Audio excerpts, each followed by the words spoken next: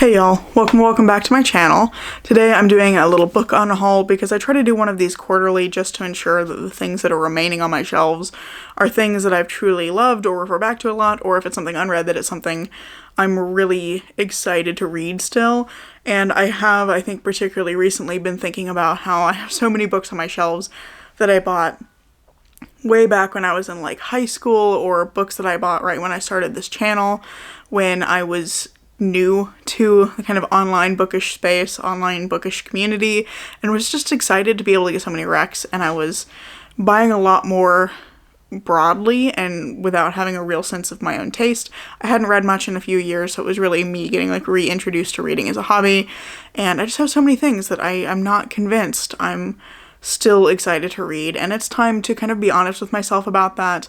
And I'm planning to move in the next year, or I'm anticipating moving in the next year, so this is also a good time for me to be culling some of the things off my shelves and making sure that the things that I'm holding on to are things that I'm going to want to lug across the state with me. So that's kind of the impetus behind this, and I'm pretty pleased with the stack I've pulled together. It's not like a huge unhaul or anything, but I definitely feel like it's getting some of the things off my shelf that are just going to languish. They're not ever going to get read. These are primarily books that I haven't read.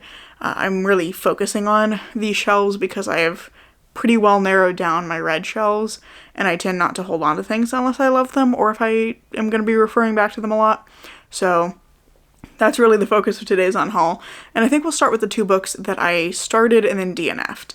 These were both ones I DNF'd recently. The first of them is The Chestnut Man by Soren Sveistrup, which I DNF'd because the writing wasn't really working for me, and it was just feeling very cliched, and I was bored, and I was not having a good time. I am going to be giving this one to my aunt, though. I think she might enjoy this, and I know she's been reading a lot more mysteries lately, so I've got a couple of books set aside to give to her. The rest of these I'll be donating to my favorite local bookstore because they do have a used book section, and I like to donate to them and know that I'm supporting a business I care about, and also like getting books back into the hands of people who will love them, hopefully. So that one I DNF'd for those reasons, and then just yesterday I DNF'd The Ex-Hex.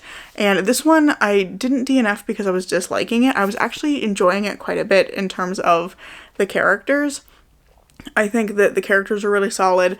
This is a second chance romance with witchy elements. It's these two people who were in a relationship 9 years ago, and it ended on a pretty sour note when it turned out that one of them had been engaged already and was trying to get that engagement called off, but was, basically had not communicated that information. And so they have this kind of difficult breakup, difficult for both of them, and now 9 years later they're put into the situation where they're trying to break a curse together, and that's like really bringing up all those old feelings, and I enjoyed that aspect of it. I really like both of these characters, and I feel like this book does a really good job of convincing me that they both have grown from that experience, that they both are looking back on it, and it was difficult for them both, but they've both matured in the wake of it. And I am enjoying that. I like the chemistry between the characters. I was enjoying just like the banter and everything. But my problem is that alone is not enough to pull me through the story.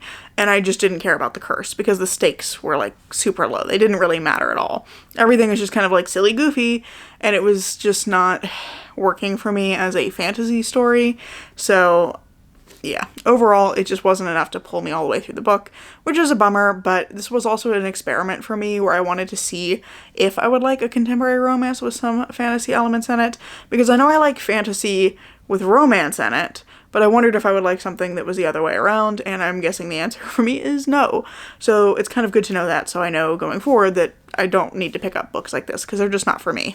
The next book I've got here is one that I bought at my local libraries, I don't know what to call it. It wasn't like a full-on sale, but they have like a rack of books that are always available for purchase. It's just stuff that they're pulling out of their collection, and, they're selling them to fund the library. It's not like a full bookstore, but it's like a rack by the door. So I picked up The Eterna Files by Leanna Renee Heiber. I'm not sure how to pronounce her name, but this one I bought for like $1, and I thought it was interesting at the time, but it's just not appealed to me ever since, and I've even started to put it on a TBR a few times, and then been like, if I put this on the TBR, this is going to be the thing that stalls me from finishing that TBR or even making progress, because I'm going to be like, I don't want to read that book. So I'm going to go ahead and pass that one on. And then I have another one by an author I do actually really like, but I'm just not interested in the premise of this one. I bought it for 5 cents at a used bookstore. It still had the tag on it, which I just took off today. But I have The Broker by John Grisham, which I love his legal thrillers. I think he's a really great storyteller, and I like the detail he includes in his legal thrillers, but this one is much more like espionage, and I'm just not as interested in that. It's about like a information broker, and the CIA is waiting to see which country is going to try and kill him first, which is interesting, I guess, but it's just not for me. I really like the kind of courtroom setting that Grisham has in a lot of his other books, and I'm just more interested in that dynamic. The next several books I have are all from my Sherlock Holmes collection. I really like the original Sherlock Holmes canon. I haven't actually finished it. I've just been enjoying, like, over the last several years, reading a story here and there. I've read, like, 2 of the novels, and I've read a smattering of the stories, and I've just enjoyed reading it that way.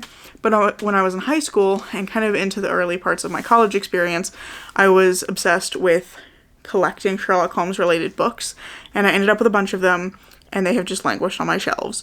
So it's time to let go of them. There's a couple I'm keeping because I actually am interested specifically in their premises, but the rest of these I just need to hold on to. So first up are the first 2 volumes of Moriarty the Patriot. I didn't love the characterizations in this. I felt like all of the villains were super dramatic, and like they were all cackling about kicking puppies. They were super over the top, every single villain.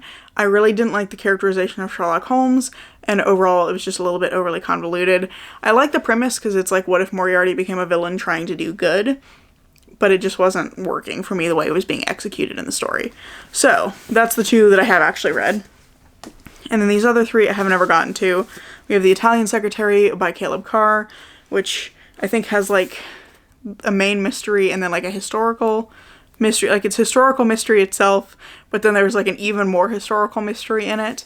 And I know this is an author that my partner really likes, and I picked it up partially for that and partially because it was Sherlock Holmes, and I realized I just don't care. I'm not interested in the mystery that makes up the kind of core of this novel. So, not gonna read it. Then I have The Lost Adventures of Sherlock Holmes, which is a series of short stories written based on radio plays, which is a lot of layers of media, and again, I'm just not that interested in these stories. And then the last one here is one from my Self-Destructing Books TBR for this year, and that's The Fifth Heart by Dan Simmons. Having it on that list really made me reevaluate whether I was interested in it, and it's like I kind of want to be interested in it. It's a fun sounding premise. It's like Sherlock Holmes, but he slowly realizes he's a book character throughout the story, but also it's like 600 pages of that, and I just don't think I want that. The mystery itself wasn't all that interesting to me. I think it was really the like meta element that was grabbing my attention when I bought this, but I just don't care, and I don't feel like I need 600 pages of Sherlock Holmes becoming self-aware. The final few books in my stack all go together because it's all one series. This is also off my Self-Destructing Books TBR for 2024. This is A Discovery of Witches. Is it the All Souls series? It was a trilogy, and now there's like 5 or 6 books out. 5, I think. The 5th book is in the Goodreads Choice Awards this year. So, yeah, I bought these at my local used bookstore for very cheap. And at the time, I didn't know much about them, but I read the premise, and it sounded like it was going to be like exactly my jam. So I picked up all of them. And in the intervening months since I've done that, I think I bought these like last year or the year before. In the meantime, I've seen several other people read them, I think because of the TV show that came out based on them. And everything that they've said about this has told me that this is not going to be for me. That we have like a special girl kind of main character and a very typical like early 2000s love interest who's overprotective and controlling and just basically based on the reviews I've heard people give of these books and even the reasons that they've enjoyed them, these are not going to be for me, because for me it's going to be not good, but it's not going to be entertainingly bad. It's just going to be mediocre. And I don't have time to spend on mediocre books. I feel kind of the same way of this one as I did with the Eterna Files, which is that I really thought at the time that it was going to be up my alley. I was very wrong about that. And now every time I try to put this on a TBR or think about picking it up, I stall out and I'm just like, I can't read anything else because now I need to read this thing I put on my TBR, but I'm just not that interested in reading it anymore. So I'm going to let go of it. I'm going to move on, and hopefully these will make it in the hands of some other readers who will love them very much. That's what I'm aiming for. So those are all of the books that I'm unhauling this quarter. I'll be taking those to the bookstore on Saturday, so they don't have to sit around for very long, which is great because I don't have a lot of room in my office for them to sit around.